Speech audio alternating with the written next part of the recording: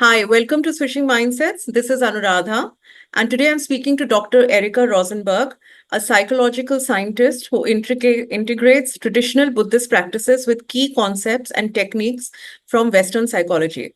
She's the founding faculty at the Compassion Institute, a nonprofit devoted to promoting compassion education worldwide.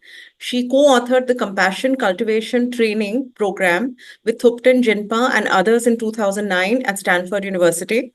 Dr. Rosenberg is also the faculty at the Nyingma Institute in Berkeley. She's also a world-renowned expert in facial expression who trains and consults on facial measurement using the Facial Action Coding System, FACS. But today we'll be speaking to her about the practice of Tonglen, a profound meditation practice that seeks to cultivate compassion. So, hi, Erica. It's wonderful Hi, having you here.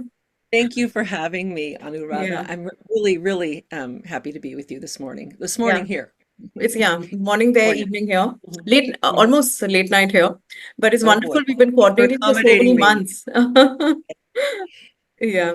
So Yeah, I'm thank you. very excited to speak to you, and you have such a wonderful long profile, and I couldn't do justice. So why don't you tell us a little about your journey into this?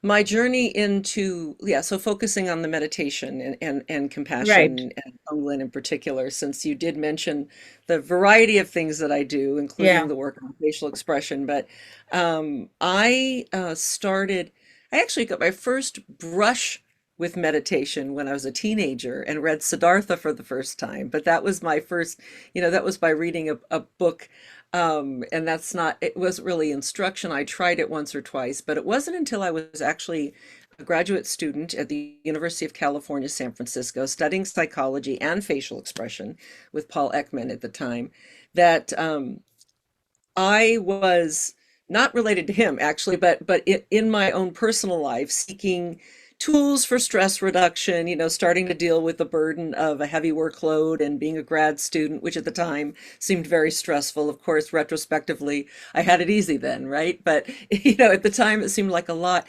And it was recommended to me at the time, actually by a therapist I was seeing, that I might want to try meditation for stress reduction. So I was looking at this at very practical level, like maybe this will help me.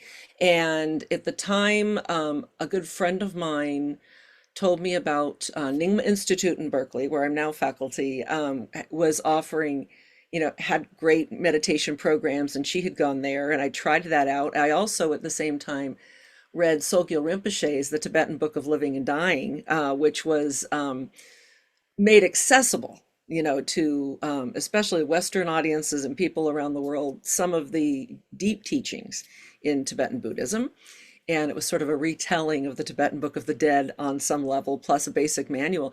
So I learned how to meditate, way back then. This is, I was in my early 20s. I was just, trying it out. And I was so really blown away, by how well it worked, how much it helped me for just reducing stress. And this was just basic, simple, like shamatha, breath meditation, stabilizing mind, that I got curiouser and curiouser about the system of thought behind it. I sort of like, I wanted to learn more, especially as someone who was studying psychology. The more I learned about Buddhism, the more I learned about how it really was about the mind. It was so psychological about how to work in the mind and be in the mind. With the meditation techniques, offered tools for navigating mental life.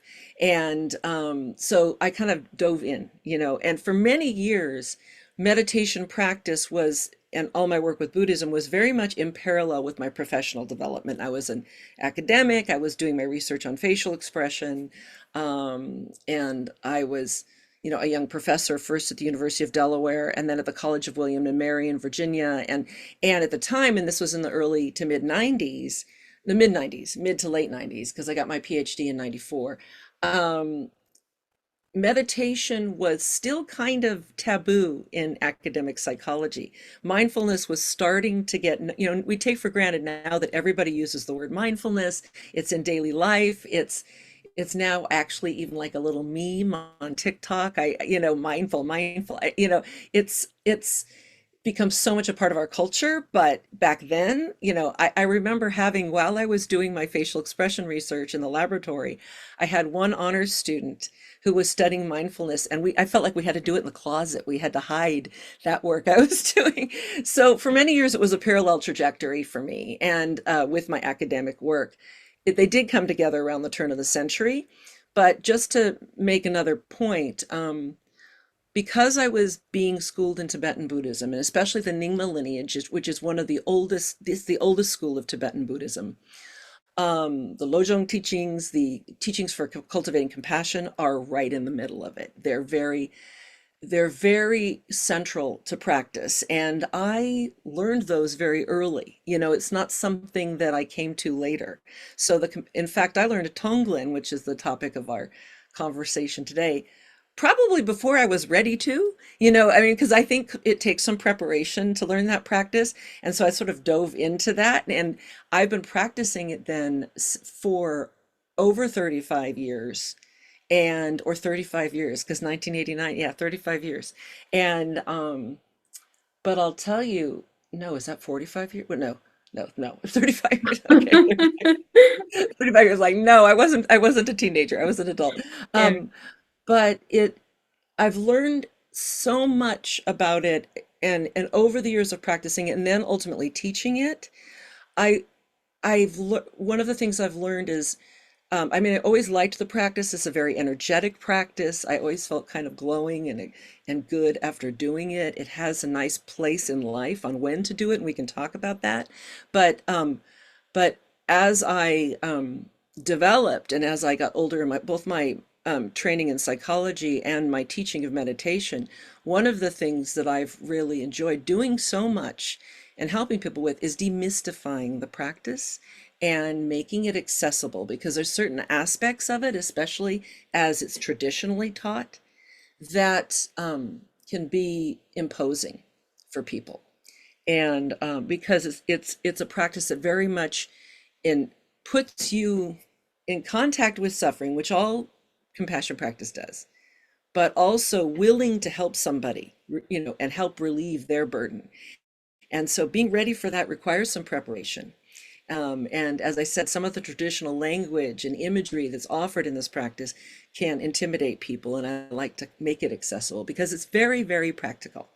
So I kind of jumped from my development to that practice itself, but just to say, compassion cultivation, first via Tonglen and other practices that work with compassion, has been part of my practice for years. And in the early 2000s, I was invited in because of some of my research and in emotion and my practicing of Tibetan Buddhist meditation. I was invited to be part of the Mind and Life Institute, which is the organization that supports the meetings with His Holiness the Dalai Lama. They started in the 90s, and so I got involved with them. So these two branches of my life came together, which was incredibly satisfying. There's nothing that feels better than integration, right? Right. And and then in 2008, I was invited by Thubten Jinpa to be a part of a small group of people working with him to develop this new compassion training program that he was starting to develop when he was a visiting professor at Stanford University. And, this was partly in response to a suggestion by His Holiness. Jinpa is the primary Western translator for His Holiness the Dalai Lama and a Buddhist scholar and former monk. But at the time, His Holiness the Dalai Lama was very interested in helping people become more compassionate. Can we create some kind of program that is similar to some of these mindfulness programs that are out there that take it out of, you don't have to be a Buddhist, right? There's something here that we can learn. And yes, we all have some compassionate nature in us, and in fact, Yeah. we kind of build on that notion that we all have some, we take for faith, and there's evidence that we all have compassion. So we all have compassion in us, but conditioning, life, culture, all these factors can, our experiences, especially adverse ones, can learn, we can bury it. or we can make it less accessible, or we can build a shell around it. And so the training that we developed, which is called the Compassion Cultivation Training Program, or CCT for short, was designed to help people uncover their natural capacity to care and grow it. You know, using tools, meditation tools, a lot of which are taken from Tibetan Buddhism, plus some tools from Western wisdom, Western psychology, and also techniques like I'm not sure if you're familiar with the work on nonviolent communication that Marshall Rosenberg has done, that's really designed for interaction and language to make Okay. Hmm. conversation and to cultivate reflective and compassionate listening, and to help people learn how to speak in ways that are kind, even when dealing with conflict. So some of those tools are in there as well. So this, and the culminating practice of the 8-week program that we created is Tonglen. You know, it's what takes you from being in your head and maybe heart, hopefully your heart too, about compassion, to being on the brink of action. And so that's a little background. And so I've been working in, and I also teach classes in Tonglen and other things, but it's an amazing practice that has sustained me and been present through my whole life, you know, at least since young adulthood. And yeah, so I'm happy to talk to, I could just go on. I could spend an hour just answering that one question, but that question was about me. So maybe if you want to ask something more pointed about any of the, you know, I just offered you a lot. So No, of course, what? I'd love to hear because you said that it was transformational for you. So maybe we can start with that if you're comfortable talking about that. Like how what did you mean when you say that, it's transformational? Well, first of all, Tonglen is a practice of transformation.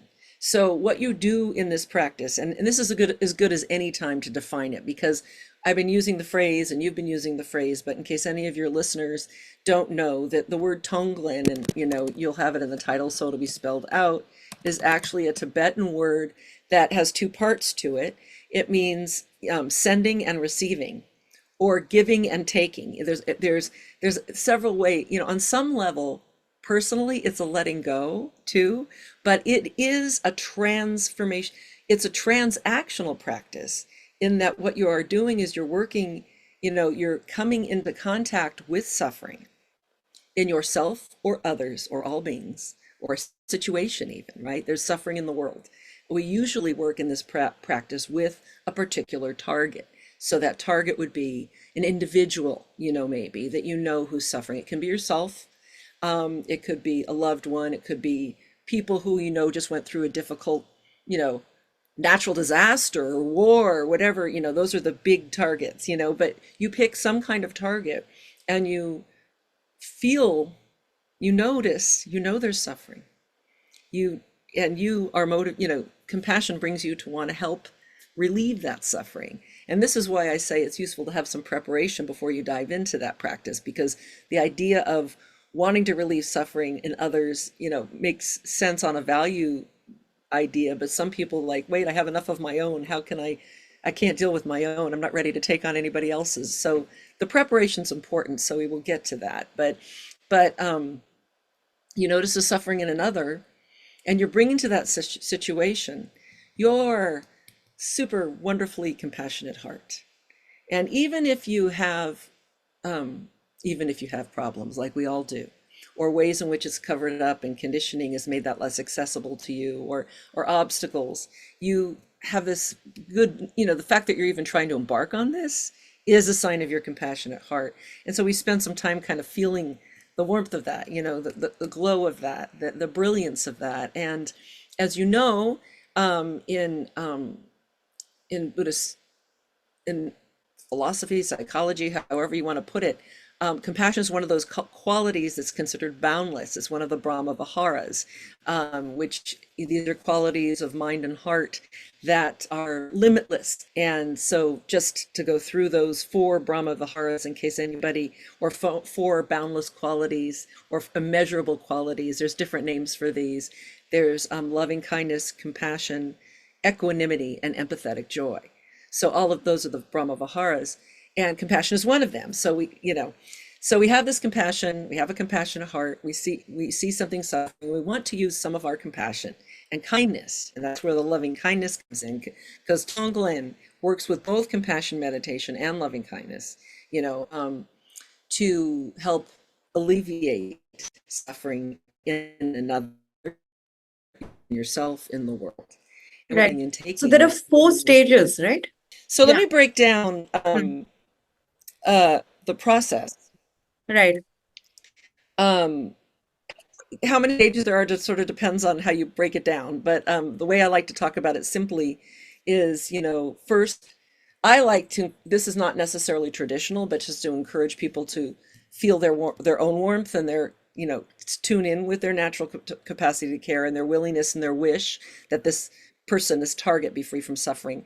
And when you're doing this practice, it's really important to, I use the word titrate, who you choose as a target. Like, be careful. Like, don't put in the most difficult nemesis in your life first.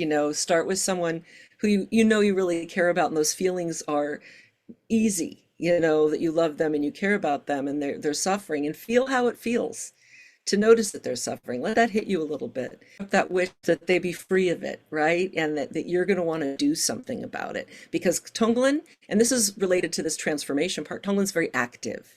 Because what you're doing is you're visualizing the suffering, imagining the suffering in the other, and you are using your compassionate courage really to say, let me help alleviate your burden. So that you're imagining that you can scoop off a little of their suffering and use the brilliant, compassionate energy of your heart to transform it, to eradicate it. Because on a simple level, you're taking in their suffering and eradicating it and sending out ease, light, whatever will help them. So that's the compassion is the taking on, the loving kindness is what you send out. But what's important is to remember that you are transforming the suffering.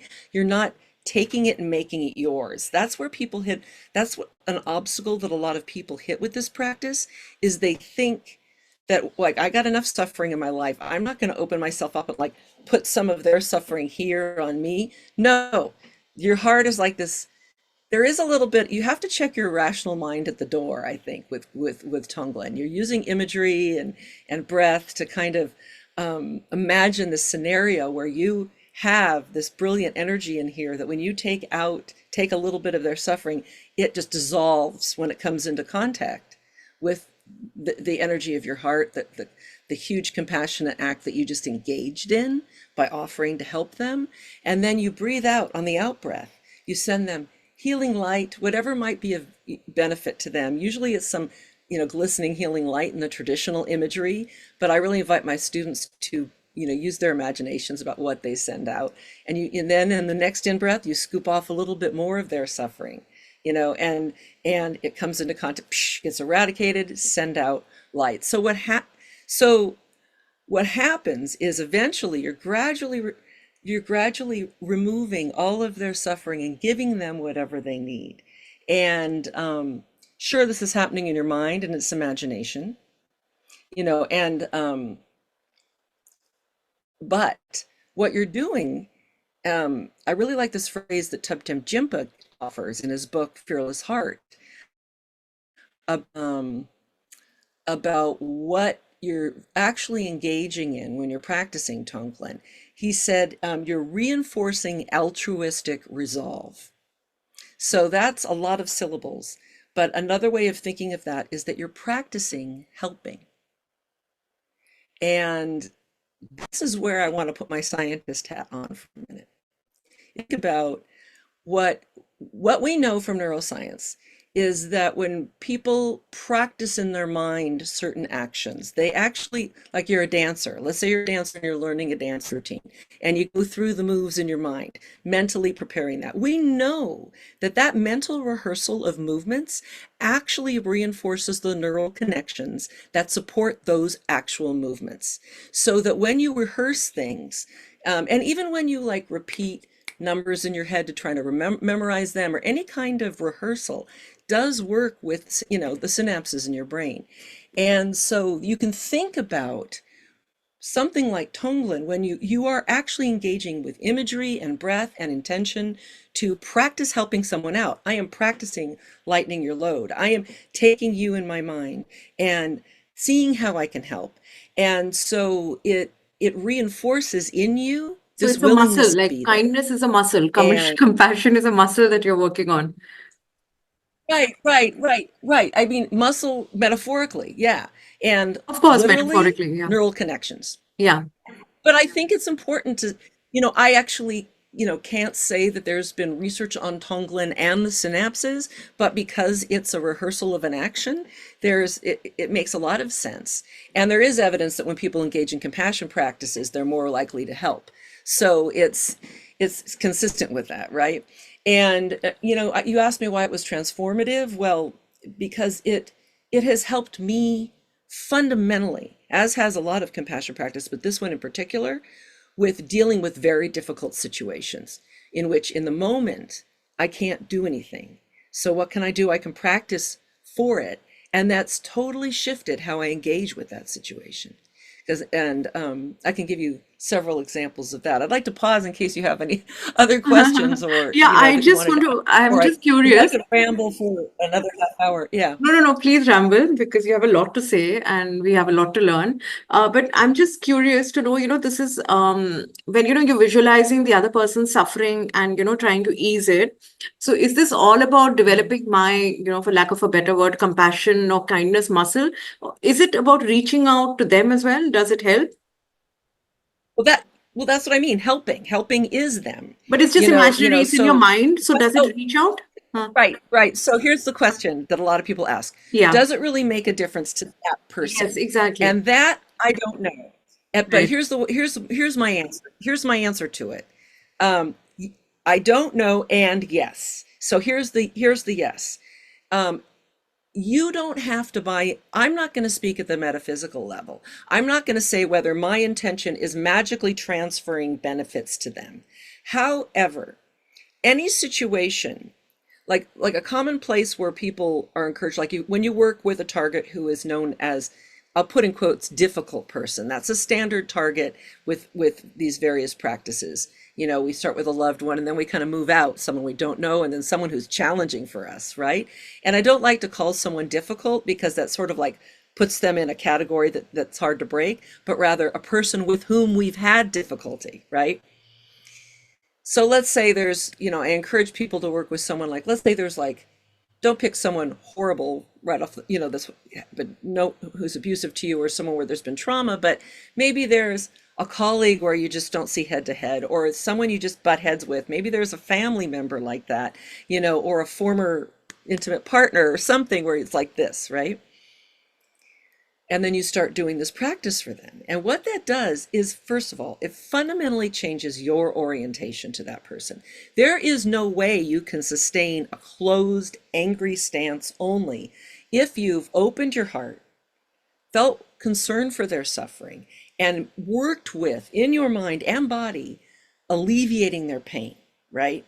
That starts dissolving the wall that you've built here. Now, any interaction, and I'm going to go more to social psychology than religion here. Any interaction is a dynamic between two people. And if you're in conflict with somebody, it's also like you're butting heads a lot, right? It's like this. If you've been on your cushion practicing for them, you are not that tight little balled up fist anymore. They might see you again and come like this, but you're like this now. So I say it kind of moves into an Aikido situation. And eventually, they are you going to fundamentally change them? Who knows? Probably not. But you're bringing something different to that interaction that they're going to have to respond to what the different you is. And they might just give up, or they might, at least you might be able to talk, and so in my this is where I want to give you some kind of real practical advice about when this is a great practice to do, because it will build your compassion, it'll make you kinder, it'll change how you relate to difficult situations, etc. And it should make you more willing to help even when there's difficulty. The other thing that it does is it really is one of those practices that I like to talk of as warrior training, because like a lot of compassion work, you are you're seeing suffering, seeing pain, and staying, not fleeing, you know?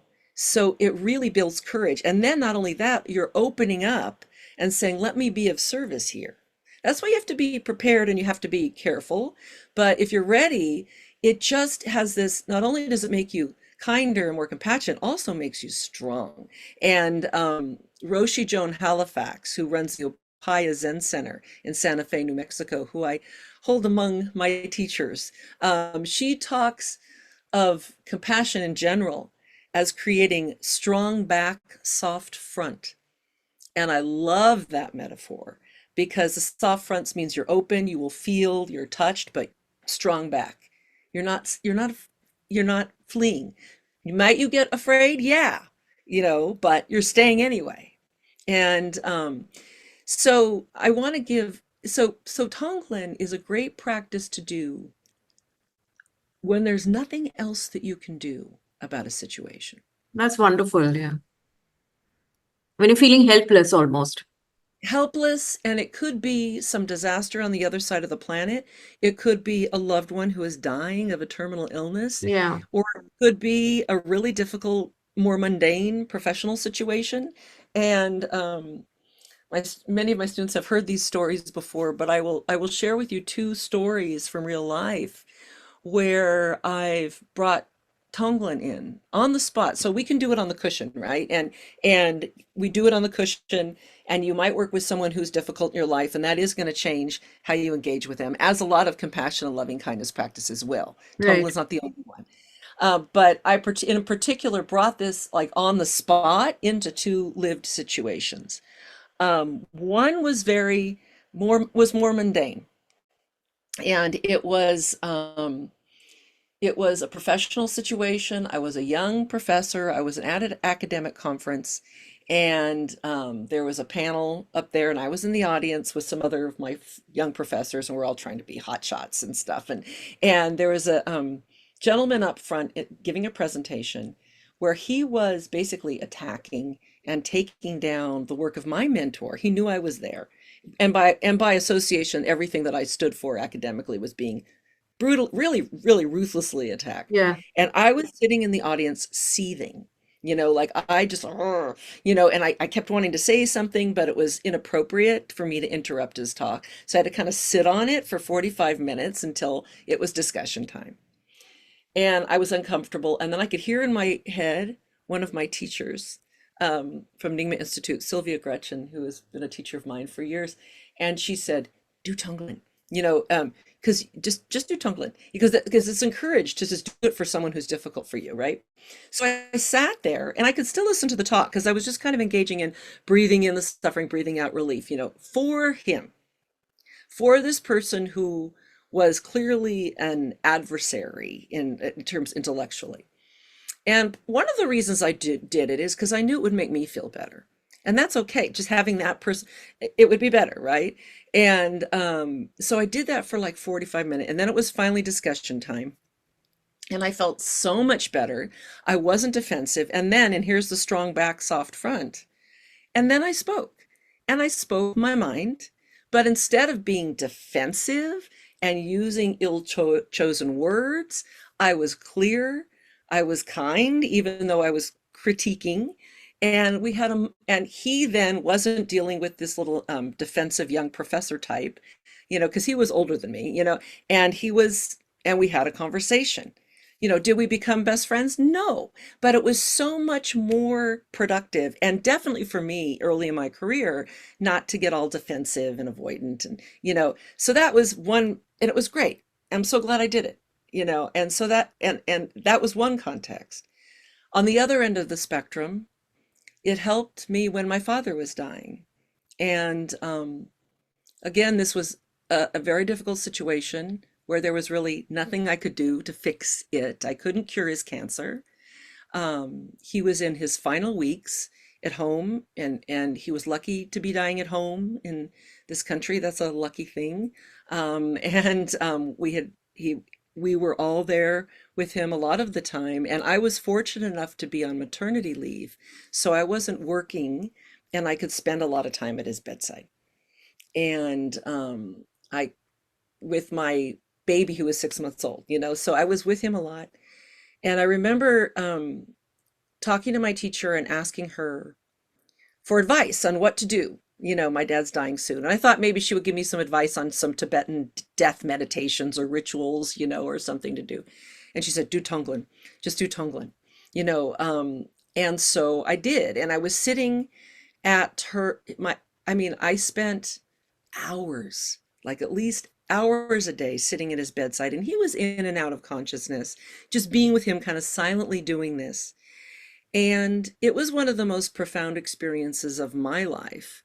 And in terms of the effects for me, it was transformative. It took me from this, sad, fearful place to still, he was dying. And that is always a huge, a, a parent with whom I was close. The loss is immeasurable, Yeah. right? But more expansive. My heart felt enormous. And when your heart feels enormous, there's room in it for the pain and the love and all of it. And it became this, I really felt like the room was breathing us, after a while, that it was so expansive. And I'm sure I think about how it might have benefited my baby, who's now 23 years old. And did my dad feel it? I don't know, but what he did feel was me staying put with an open heart for days with him, long periods of this practice. And when he died about a week later, um, we were all at his bedside. It was a blessing to be there for his final breath. And I just felt it was like, it's surreal, as you know, if anybody who's gone through this, but it was surreal, but it was also, it was right. And and it, and it didn't feel agonizing, and it helped me be there with my mom and my aunt and my sister, it just helped with all of that. And so, and it strengthened me moving through those days. And I think I was able to be helpful to the family. And so it's sort of like, those are two extremes of how it can be of such benefit, when there's nothing that you think that you can do about a situation, you can do that. Yeah, and I think it's beautiful the way you put it, because it's you were fully present with your father when he was there. Yeah. Right, present in a way that you're not like, instead of saying, do you want a sip of water, or can I get you another blanket, because you want to do something, right? So there's that, you want to help, with someone like him. It's easy because I go in with the desire to be of help. With others, you might be trying to build the desire to help. This is something you can do. Let's say there's an important cause that you want to volunteer for, or you think it'd be good, but you're like, do this practice around it, or a difficult situation in your life that you wish could find some resolution. You can just imagine it, and typically we think of this more abstractly, but I think there's a lot of practical application for this kind of practice. And Pema, you mentioned Pema Chodron. She is one of the most, I've only done one retreat with her in my life. Years ago, I did a weekend retreat with her called Learning to Stay. Her titles are always great, right? All her books, When Things Fall Apart, Wisdom of No Escape, Yeah. The Places Escape. She's a genius of being present with difficulty and how to move through it. But she talks a lot about Tonglen on the spot, or Tonglen as you go in the world, and that you can just be in the world and breathe in suffering, and because it's out there, and breathe out kindness, or Yeah, just I was breathe reading something out where she wrote that it's infinite. It can just carry on, just right? carry you Yeah. on. Yeah. And it's a really good practice for on the go. She has a great little essay that you could find online called Transforming the Heart of Suffering. I give to my students. It's like 2 pages that essentializes this. And it's important to make it accessible. It's important to demystify it. The traditional imagery, which I did not really mention, can be imposing and put people off, because the traditional imagery is when you conjure up, you do bring to mind, and whether traditionally or, you know, the more modern way or lay way that I teach it, you can bring someone to mind in your mind. You bring them to mind. You try to make them real.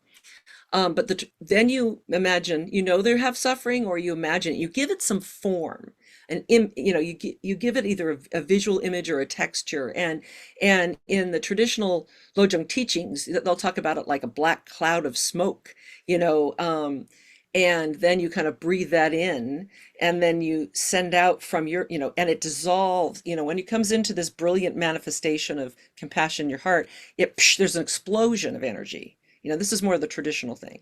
And there's great teaching somewhere about there's like a whole bunch of infinite number of Avalokiteshvaras, the bodhisattva of compassion that come from each droplet. I mean, it's really beautiful if you read some of the original texts. But the idea is then you breathe out this golden white light, light or white light, and then the next in breath you take in a little more of that dark black smoke. So you're kind of clearing up the air for them and sending them healing. Some people find the idea of breathing in the smoke adverse. And then there's even like so then I kind of make it like a rain cloud. I like to make it like a rain cloud. But even this in black and white thing can be, divisive and has racial connotations. It has all, black bad, white good. It doesn't need to be that. What I like to encourage people to do is find some imagery that represents that they are burdened. So sometimes I use the image of they're carrying a lot of weight, like they have a lot of bags in their hand. And when you go in there to help with the in-breath, there's a gesture of, may I help? May I take a bag for you? May I help lighten your load? And that's sort of on the in-breath, you're saying, may you be free of suffering. So you're kind of bringing that in. I'm helping you out. That compassionate act just builds the strength here, and that weight or that suffering is eliminated. And then you breathe out. You can breathe out like you can make that gift magic healing energy. It can be golden light. It can be a rainbow light. I had one student make it glitter, or you can have it be whatever you think might help them.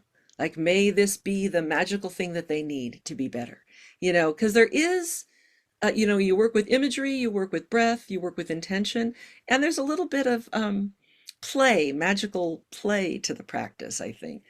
So then you're eventually just eliminating more and more of that weight and giving them more and more of what they need. So I think you don't want to get held up with that traditional imagery. There are people who've, especially in this country, in the United States, when a lot of Buddhist practices started becoming more popular, people go to like these weekend things, this and that, and they'd learn this, and they go, it's too much. It's too much. So we first have to help you get comfortable with your insides, help Yeah, you that become that makes sense because even for me, I find it difficult, when it comes to imagery. So right. And some people yeah. don't work well with visual imagery, right? And so even in some of the most basic compassion and loving kindness practices, you're asked to visualize a person in your mind.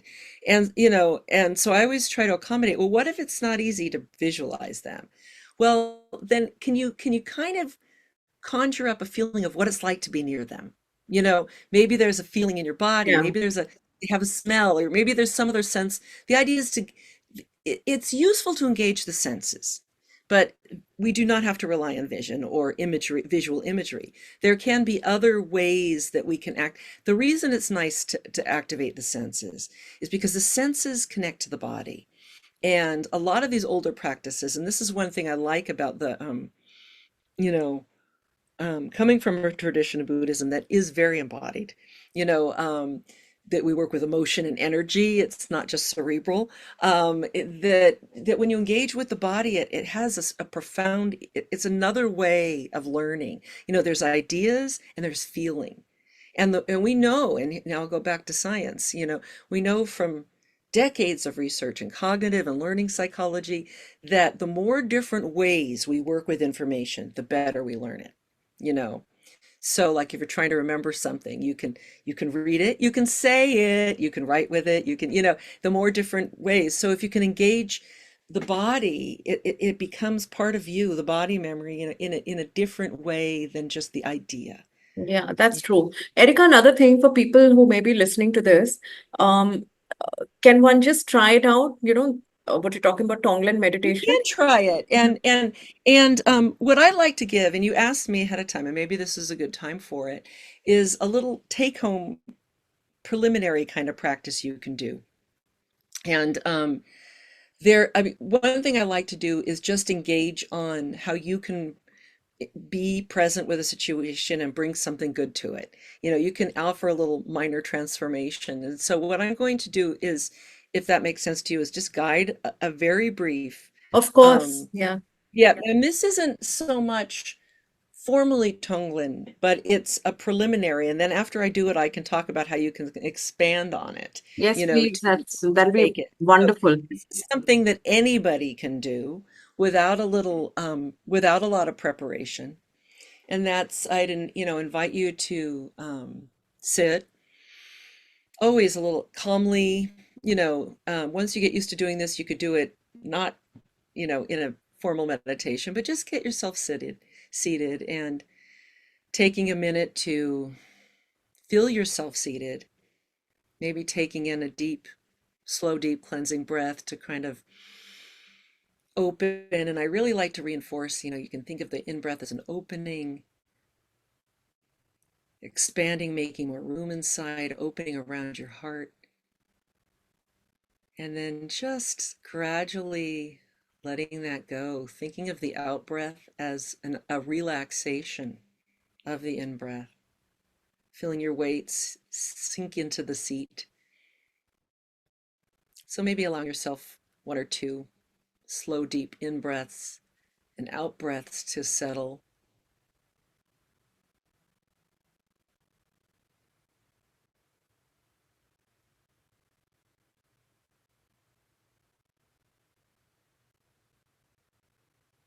And then when you're ready, just letting go of that deliberate breathing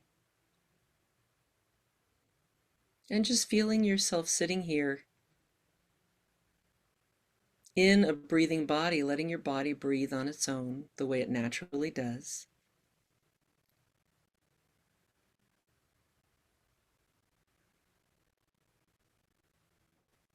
And then maybe noticing the feeling of breathing, and in particular, the place where the air from the room around you comes into your body, whether it's your nostrils or it could be your lips. It doesn't matter for this simple practice.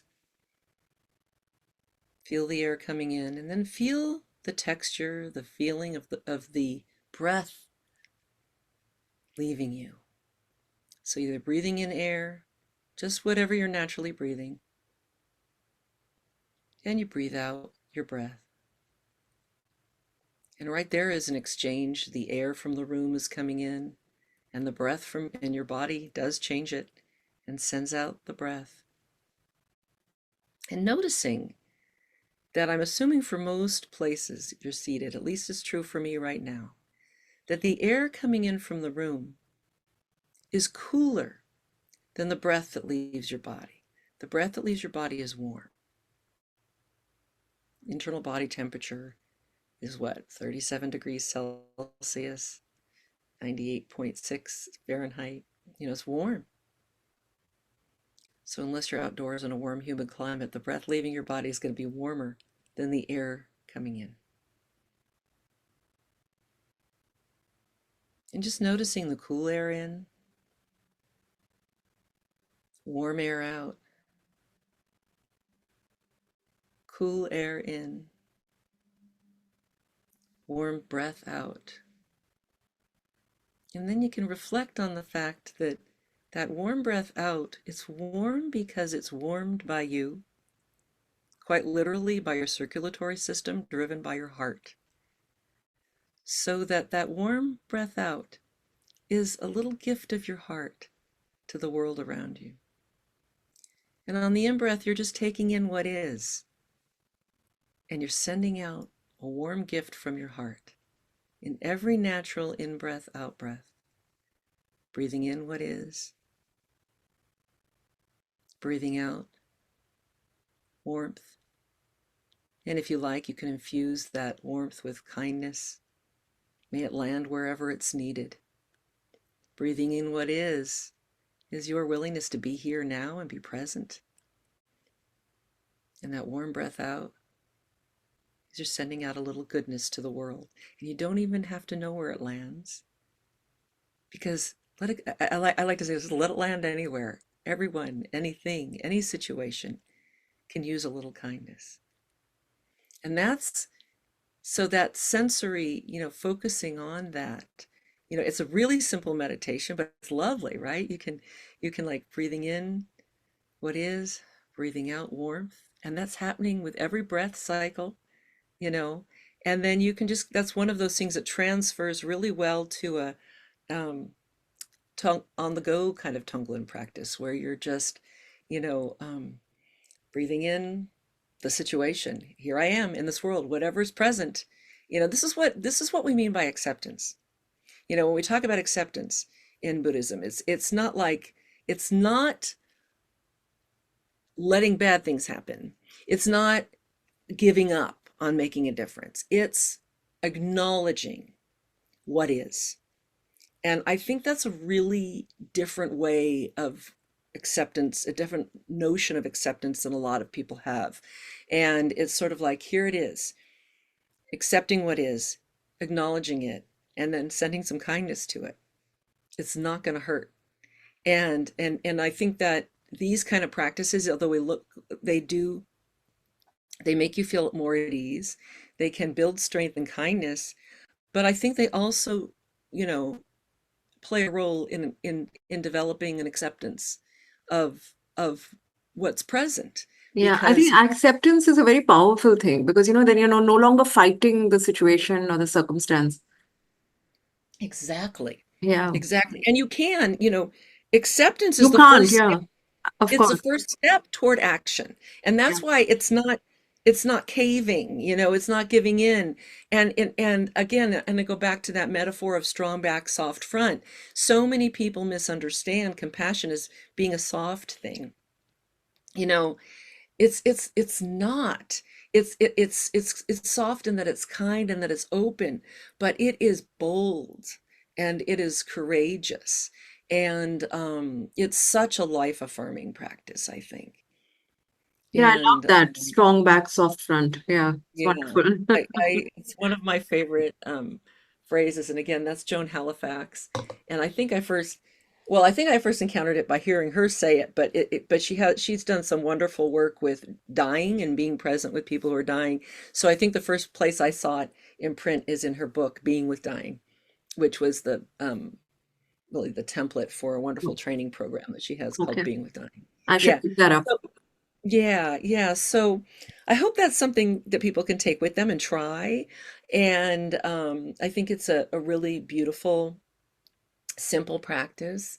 And I encourage people, if they want to learn more about Tonglen, there are great resources online. I will echo Pema Chodron as somebody who's a really accessible teacher of this. And I do teach an online Tonglen intensive. Yes, Um, I was coming to that. through the Compassion Institute, which is a nonprofit founded by Tubtem Jimpa. After we did that original work at Stanford and started teaching compassion cultivation training, a few years after that, he broke off, as did some of the founding faculty, and formed a nonprofit called the Compassion Institute. And so I teach an online Tonglen intensive there. I also sometimes teach Tonglen workshops at the Nyingma Institute. I may be doing one in the spring, but I have coming up, and this is where I'll plug my course. That I'm teaching the 8-week compassion cultivation training program.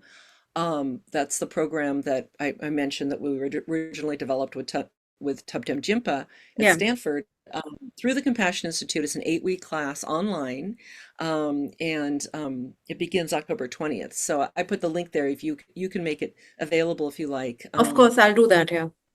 can see about the class, it'd be wonderful. I think there's still some room in it. And Tonglen is taught along with what I, and I'll just say something about that course. What's brilliant about that class is we begin with the idea that we all have the inherent capacity to care, but it might have become inaccessible to us, or harder to touch. And we want to get more of it. We want to grow it so we can have more. Yeah, I think we're just so busy meeting our deadlines and just, managing to go through our days. Really, I don't think we have time to even feel, forget about feeling compassion or anything else. Exactly, exactly. So this is gives you the task of growing it, right? And so we meet once a week for 2 hours online where we go through exercises. It's not an academic class. I mean, although we might talk about concepts to some degree, it's really a progression of skill training from stabilizing mind, opening the heart, compassion and kindness for the self, and then working with growing at that our circle of compassion from those for whom it's easy for us to feel it to opening up gradually for those for whom it's more challenging for us to feel it. And then the culminating practice is Tonglen, which is considered an active compassion practice because it's putting us on the brink of action. And ultimately, compassion calls for action. Absolutely.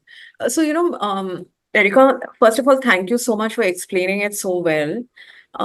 I am so fascinated by Lojong. So, if you could talk a little about it, and it's almost instructional, I find, and it's wonderful because I'm just reading on the definition here.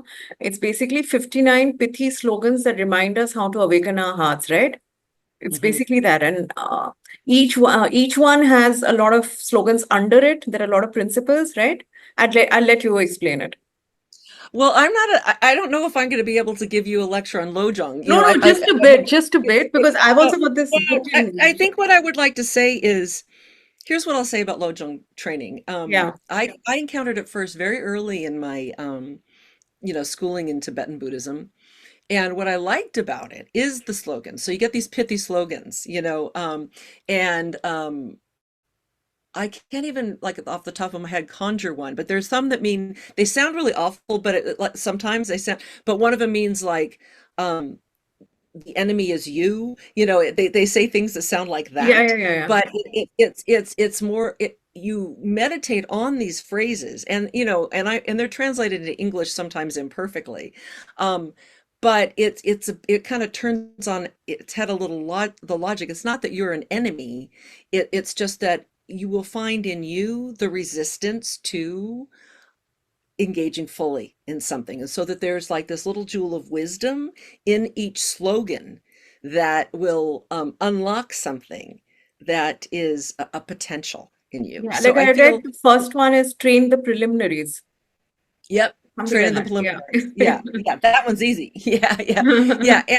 And that actually, what preliminaries mean is a little different in a traditional context versus a lay context, but the spirit is the same. So in Tibetan Buddhism, there's certain things that you have to do before you're eligible to go on to other meditation techniques. And I think we lose sight of that in the West. And I referred back a little while ago about this um, tendency. One of the reasons a lot of people are fearful about Tonglen is they came into contact with it too soon, right? Right. They didn't. A preliminary for that is, first of all, you have to know how to stabilize your mind and body. You need to know how to be in this interior space. And if you've hardly had enough time to do simple meditation and get familiar with the contents of your own mind. I mean, one of the best gifts of even the most, like if you take shamatha meditation, which is the concentration meditation, where you stabilize the mind and you either work with an object or not. If you work with an object, it's often the breath, and the idea is that, the mind's going to wander and you just stabilize on this, and then the other stuff is there and you're just stabilizing. You're learning how to be present with what is in your mind and stabilize. And if the mind gets distracted, to come back home. And you're training in this ability to place your awareness where you want, and what there's all these mental skills that cultivate with that very simple meditation practice. think about it. If you're going, your mind wanders, all these thoughts come up and you come back. Another thought comes up and you come back. What are you doing there? You're reinforcing, you're training your mind to put your awareness where you want it to be. Now that right there is a huge gift in a very distracting world. Yeah. But the other thing, and there's all other kinds of, and we actually know from cognitive neuroscience and contemplative research that we do improve working memory capacity, we improve attention when we do that kind of practice. But another thing that changes is what we call metacognitive awareness, and that's the awareness of our awareness, or what we might call mindfulness of mind. You start seeing what's in your mind. You start knowing, oh, I tend to have these kind of thoughts and those kind of thoughts, how the mind wanders, and not just that it wanders, or maybe it doesn't, but the I like to use the metaphor cast of characters in there. And you can make a Yeah. choice about who's going to be controlling the mouth, the words. Is it Yeah. going to be that defensive me, or is it going to be, a more stable voice? So anyway, I was talking about preliminaries. You got to learn how to work with the contents of the mind. You got to work with connecting to the heart. Maybe come into contact of those parts of you that might get a little bit frightened or threatened by suffering, seeing how you feel gently just when you invite the idea of a loved one suffering, getting familiar with all that before you embark on some of these more courageous practices. So I'm not talking traditional, the training is do your preliminaries. That's the standard, Lojong phrase, but then the spirit of that works in a totally non-traditional context. It's like you don't want to dive into it. And that's what I like about, when I mentioned CCT, you can look at all of what we're doing as building up to being able to do the warrior practice of Tonglen and being Yeah, the able to warrior be, practice sounds really good. Yeah. yep, yeah, it's, Yeah. it's, um, it's, it's what we need. I mean, and I've really been feeling at this point in my life, in the world in which we live, I'm moving more and more into wanting to spread this kind of stuff, make it as accessible to as many people as possible because I think our world is in a crisis point, Yes. you know. Erika, would you like to talk about the facial expression thing that you do? There's so much to talk. It's not enough for one podcast, but would you like to Um, mention that? I maybe I'll just give a sentence or two, and then Yeah. actually I Yeah. do have to go. And it's it sounds completely unrelated to all this, Yes. and the day to day is, but um there are ways in which I've actually brought these paths together, which is really exciting. So my interest in facial expression came from my interest in emotion.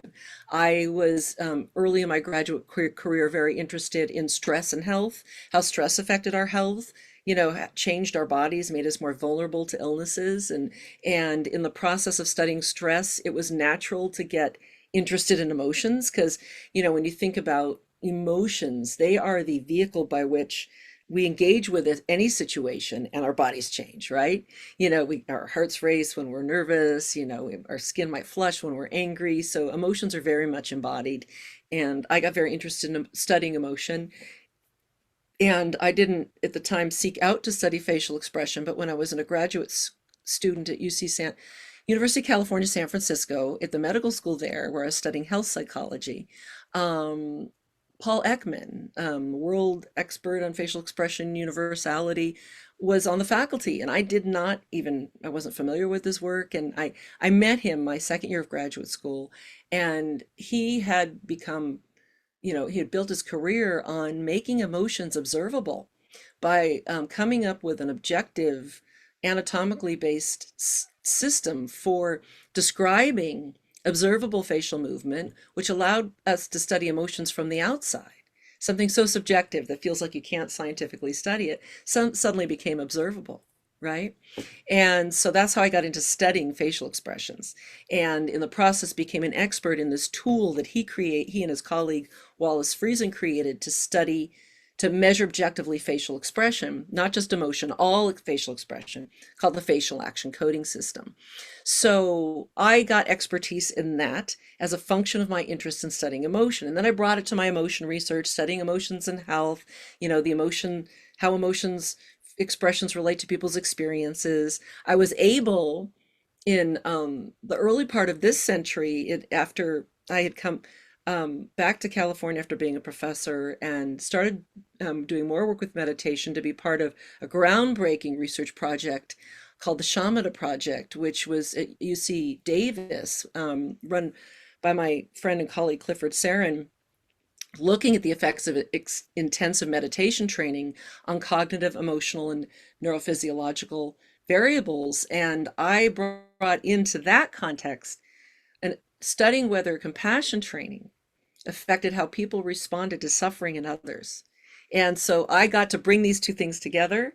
We got to measure their face, these people's faces with facial coding. So, there are places where I've brought the facial expression into my work, done into contemplative science.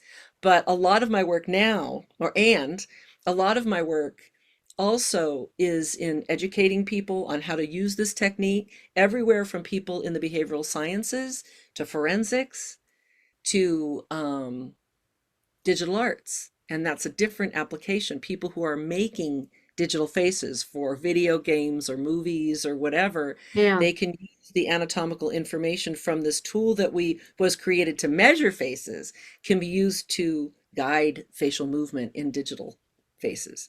So that was a real quick summary.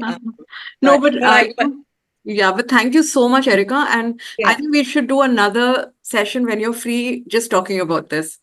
That would be Okay, yeah, great. Yeah. well, we can look ahead to something like that. It's been lovely speaking with you. Thank you for having me. Same here, Erika. Thanks so much.